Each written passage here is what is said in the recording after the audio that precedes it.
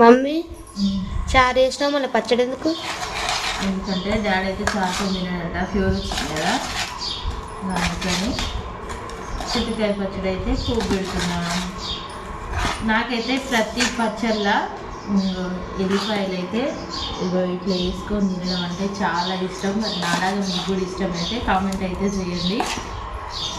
చింతకాయ పచ్చడి పెరుగులో వేసుకొని తినాలి కానీ చాలా బాగుంటుంది. మధు కూడా ఫీవర్ వచ్చింది, ఇక ఏది ఉండేటట్టు లేదు ఇంట్లో. అందుకోసం అయితే కొంచెం పుల్లగా చాలా బాగుంటుంది. వేడి వేడి అన్నం ఇప్పుడే చేసిన. నాకు కూడా ఈరోజు లేవడానికి అయితే లేట్ అయింది. ఇక వాళ్ళకి ఫీవర్ వచ్చింది, ఇక వాళ్ళకి చేసుడు సరిపోతుంది. ఇక ఓకే ఫ్రెండ్స్, మరి మీరేం స్పెషల్ చేసిరు ఈరోజు కామెంట్ అయితే చేయండి. చూస్తుంటే నేను నోరు ఊరుతుంది నాకైతే. ఇది చూస్తుంటే సేమ్ మామిడికాయ